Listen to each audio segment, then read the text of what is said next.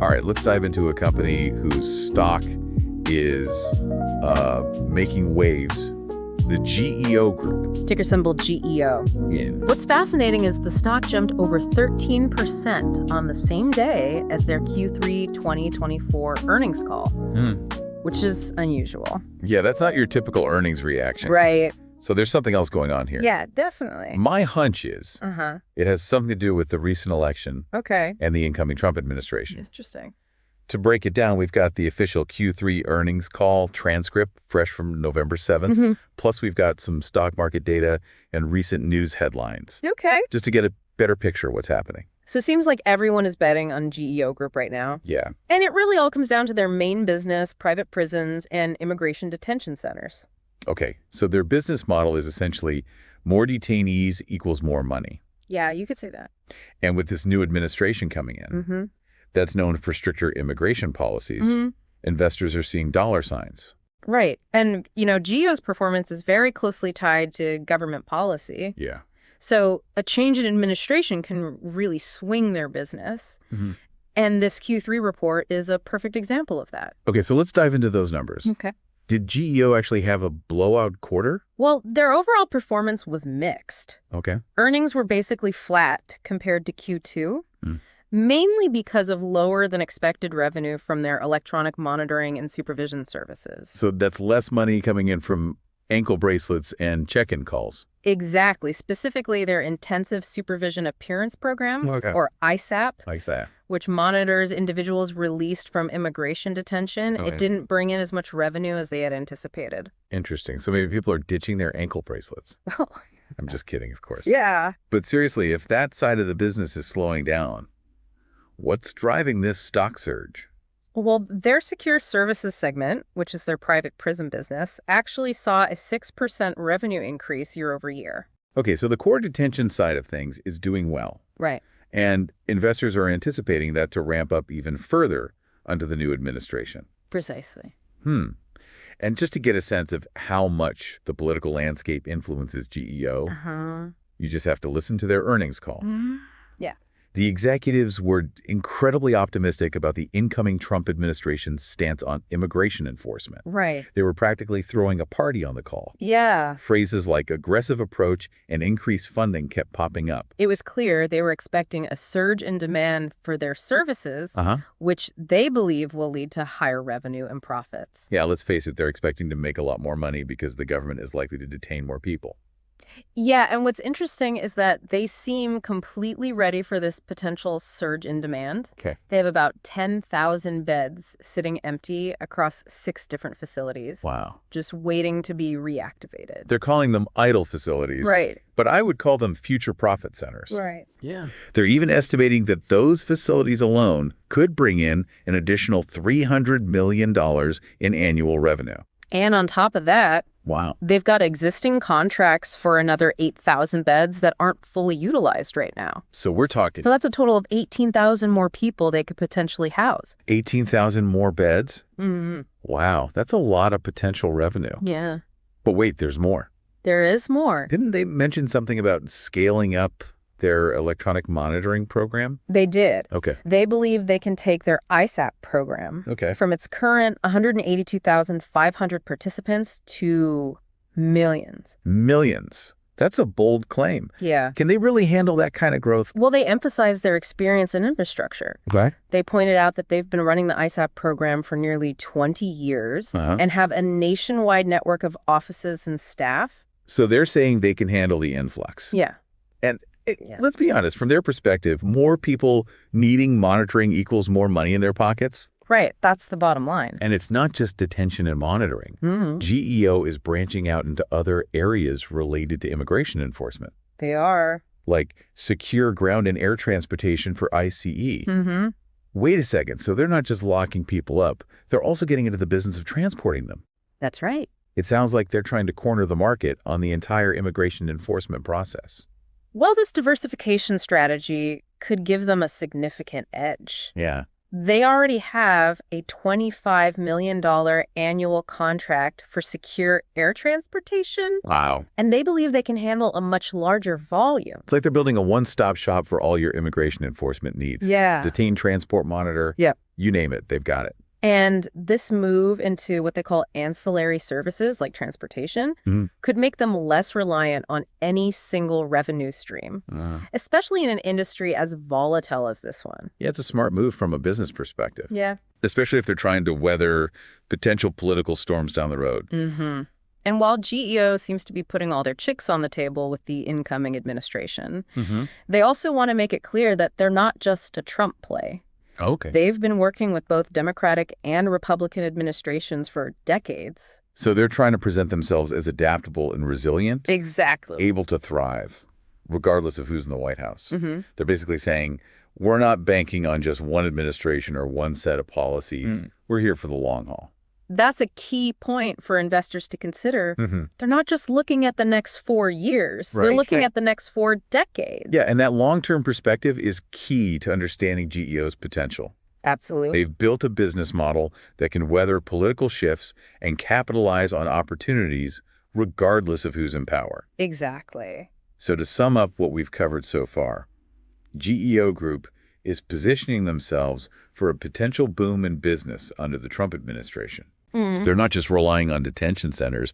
They're expanding into transportation and emphasizing their experience in infrastructure to handle a potential surge in demand. Right. But it's not all smooth sailing. Hey. They still have a massive debt load of almost $1.7 billion that they need to manage, and they're operating in a very controversial industry. Next, we'll delve deeper into their financials and analyze whether they can really juggle debt reduction, shareholder rewards, and ambitious growth plans all at the same time. It'll be interesting to see how they navigate all of that. Absolutely. Yeah, sure. Okay, so we've painted a pretty optimistic picture of GEO's future. We have. But let's get down to the nitty-gritty. Okay. And look at their financials. All right. We know they're carrying a pretty significant debt load. So how does that factor into their ambitious growth plans? That is the million-dollar question. Yeah. They're betting big on the new administration's policies, but they need to be smart about it. Right. It's a tough balance. Let's start with those 10,000 empty beds they mentioned. Okay. They're projecting a potential $300 million revenue boost. Right. If those facilities are reactivated. But what about the costs involved in that? Well, they did say that the profit margins on those facilities would be similar to their existing secure services segment, which averages between 25% and 30%. So assuming they hit those margins, we're talking about a potential $75 to $90 million profit boost, which isn't insignificant. No, not at all. But those are just projections. Right. Of course. We have to consider the costs of getting those facilities up and running. Absolutely. Staffing, renovations, all that. It all adds up.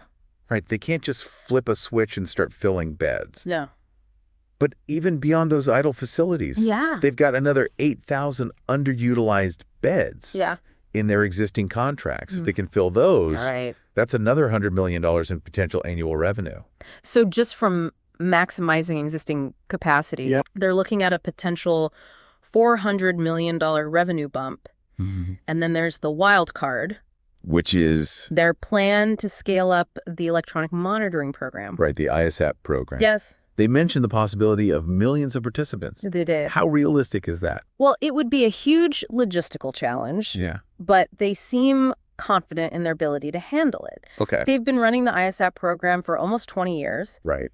And have a nationwide network already in place. It's like they're saying, we've built a machine now, bring on the people. Yeah. But let's not forget that the actual scale of the program will depend on funding from Congress. Right. And the priorities of the Trump administration. Absolutely. They can't just start putting ankle bracelets on everyone without the government support. So there are a lot of ifs surrounding this potential growth. Yeah. But let's assume for a moment that their optimistic projections come true. Okay. We're talking about a significant influx of revenue. How does that affect their ability to manage their debt? Well, they've already made some progress on debt reduction. Okay. They've brought their net debt down to just under $1.7 billion. And they're projecting another $20 million reduction in the fourth quarter. Okay, so they're chipping away at it. Yeah. But $1.7 billion is still a huge amount of debt. It is. How are they going to balance debt reduction with their plans to reward investors and invest in these growth opportunities? That's the key question. Yeah. They're committed to reducing their debt, but they also want to keep shareholders happy with things like buybacks and dividends. And of course, they need capital to invest in expanding their operations. It's like they're juggling 3 chainsaws at once.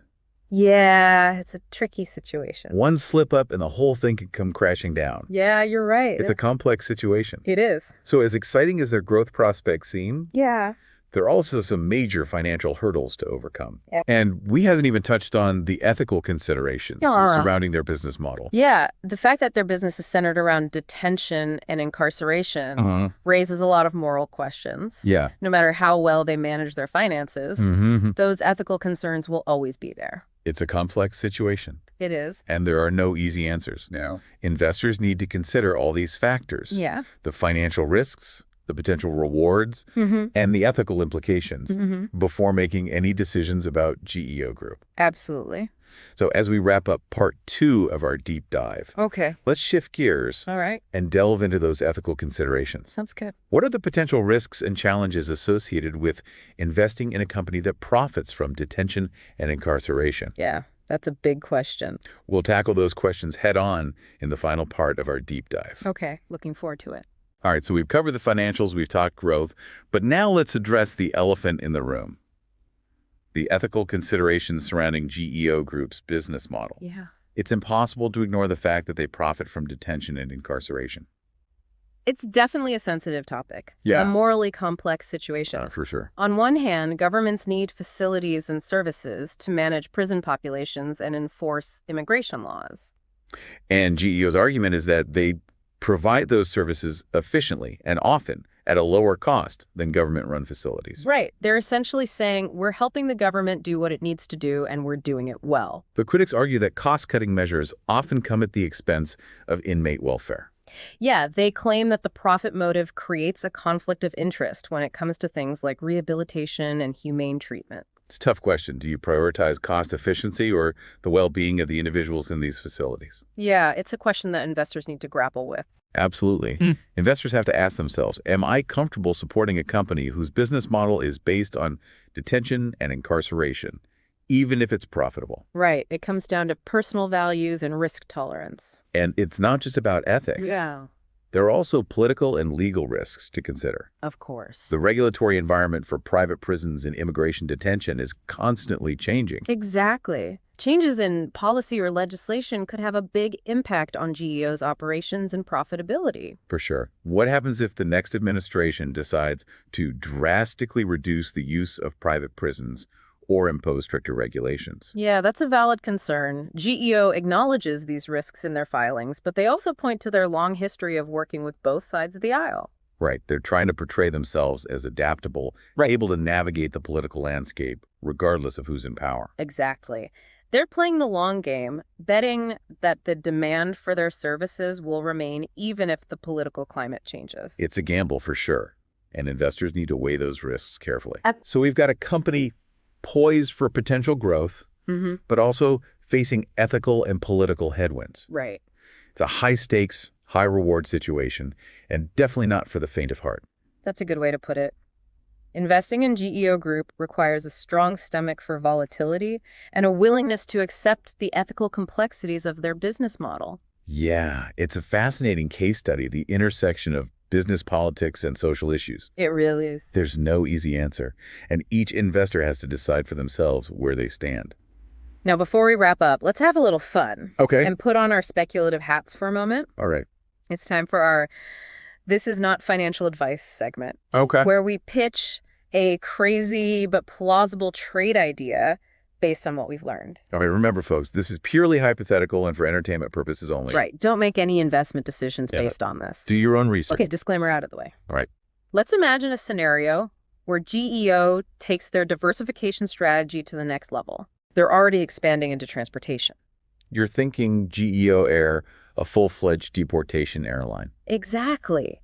Imagine GEO partnering with a major airline to create a fleet of planes specifically for transporting detainees. They could offer in-flight entertainment packages tailored to their unique clientele. Maybe. Like a documentary about successful reintegration into society. Maybe not that. But the point is, GEO Air could become a key part of their diversification strategy. Yeah. Tapping into a whole new market and really solidifying their position in the immigration enforcement ecosystem. It's a wild idea. But hey, stranger things have happened. Who knows? Maybe GEO Air taking you places you don't want to go will be the next big thing. Again, this is purely hypothetical, but it's fun to think about the possibilities. Yeah, especially with a company as ambitious, and let's face it, a little bit out there, as GEO Group. For sure. All right, that about wraps up our deep dive into the GEO Group's Q3 earnings call. Yeah. We've dissected their financials, explored their growth strategy, grappled with the ethical considerations, and even had a little fun with a speculative trade idea. Hopefully it was insightful. We hope you found this deep dive insightful and thought-provoking. Yeah. As always, do your own research and talk to a financial advisor before making any investment decisions. Until next time, happy investing. And remember, this is not financial advice.